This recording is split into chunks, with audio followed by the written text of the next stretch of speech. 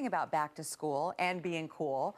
This all has to do with backpacks, and this really can lead to a lot of pain when it comes to kids. And lots of parents right now are asking you, Dr. Chang, about the right size of backpack, about what they can do to make sure their kids are doing the right thing for long-term good health. Absolutely, Kaylee. One of the most common questions I get asked is there appropriate weight for the backpack? Is there any long-term harm to wearing a backpack that's a little bit too heavy? And as it turns out, this issue has been studied a bit. And the good news is, while no long-term structural damage can be done to a child even if they wear the heaviest of backpacks, it just doesn't look good. It turns out if you wear a backpack that's weighted about 10 to 15% of the child's weight or less, then they won't even develop chronic back pain or complaints of low back pain. Above that, above 20% of their body weight, unfortunately, about 1 in 3 children start complaining about back pain if they wear it long enough. And there are some misconceptions, as you mentioned, long-term versus could it cause scoliosis? It doesn't. We want to bring out some examples because Brittany said, well, I wouldn't say that it would be cool, but there are some cool looks that lots of your kids might be asking you for. Let's scoot on over and bring Jess out. All right. And we'll show you an example that you say is not so good. Okay, so one thing that's very popular with kids nowadays is to sling their backpacks across one shoulder, or in this case, to carry their books in something other than a backpack.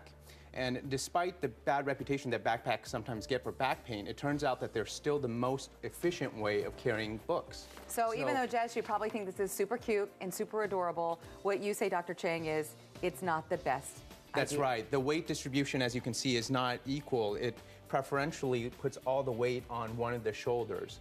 So because the balance of muscles in the back is not symmetric, this leads to a greater chance of having back pain. And again, weight distribution is very important. You know how many kids are sitting at home with their parents going, Mom, don't listen, that's the bag I wanted. Okay, Jess, thank you so much. Want to show you another look, and this is that slouchy look that, again, could lead to some back pain. Let's bring out our next model here. Thanks for being with us. So here you can see that Jason is wearing a backpack, and he's wearing it slung over both shoulders, which is good, but actually the position of the backpack is a bit low.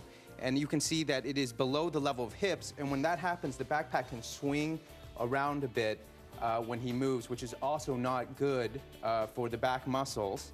In this case, he's actually overloaded the backpack, and again, the additional weight puts a lot of strain on the back muscles. So after doing this for a while, I guess he's going to have some back pain. But you know, some kids do walk around like this because they think it's the cool thing to do. And the important thing is, not every kid will get back pain just because they're carrying more than 20% of their weight, but it's a definite risk for chronic back pain. And we don't want that, do we, Jason? No, not so much. All right, thank you very much. We want to bring out Delaney, and she's got the look that we need all of our kids to be sporting.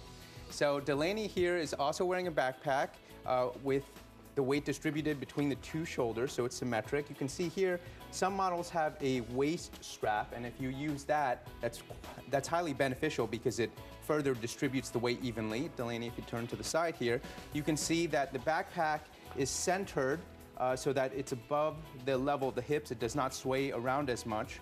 And the weight here, despite the appearance of a pretty big backpack, is about 20% or 15% of her weight, which is ideal.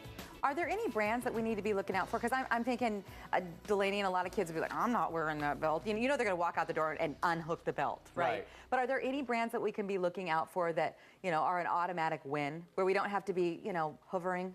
Well, as it turns out, you definitely want to make sure that whatever you get is something that your kids will wear. Right. But the specific brand is not as important as the features that it has. And so you just mainly want to make sure that it has the shoulder straps bilaterally, so on both sides. And the hip strap is optional. Sure. It's better, but it's understandable if some kids don't want to wear it, and it's not the end of the world. Okay, Dr. Chang, thank you very much. Delaney, thank you. You're looking good this morning.